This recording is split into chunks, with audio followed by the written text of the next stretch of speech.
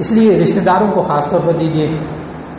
ایک بڑا اہم سوال کیا انہوں نے، کہہ رہے ہیں کہ عام مچھروں کو، ڈینگی مچھروں کو بجلی کے کسی آلے کے ذریعے بجلی کا کرنٹ لگا کر مارنا کیا جائز ہے کہ نہیں؟ وہ آپ نے دیکھا ہوگا دفاتر کے اندر نا وہ نیلی نیلی شعائیں لگی ہوئی ہوتی ہیں، جالی لگی ہوتی ہے، جالی میں وہ کرنٹ آ رہا ہوتا ہے. تو وہ یہ ہوتا ہے کہ مکھی یا مچھر ذرا سا بھی گزرے نا تو وہ فوراً کڑک کی آواز آتی ہے تو وہ جل جاتا ہے.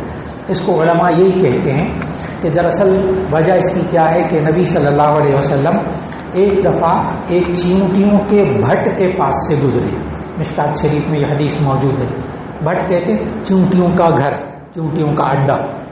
تو نبی صلی اللہ علیہ وسلم ایک چیونٹیوں کے بھٹ کے پاس سے گزرے تو وہاں کسی نے نا اس چیونٹیوں کے بھٹ کو جلایا ہوا تھا.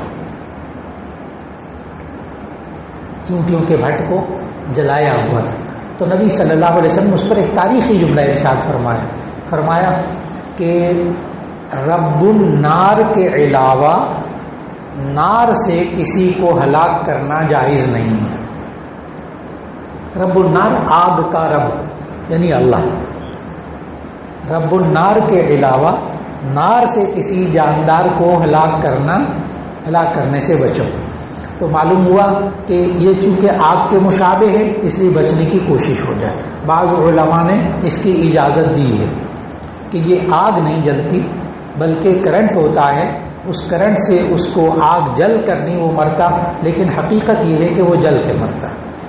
اگر آپ اس کو غور سے دیکھیں نا اس کو تو وہ جل کر ہی مرتا ہے، کیونکہ وہ جب کرچ کی آواز آتی ہے نا اس وقت باقاعدہ سپارک ہوتا ہے، باقاعدہ سپارک ہوتا ہے. تو ایک وہ ہوتا ہے، ایک وہ ریکٹ نما بنا ہوتا ہے.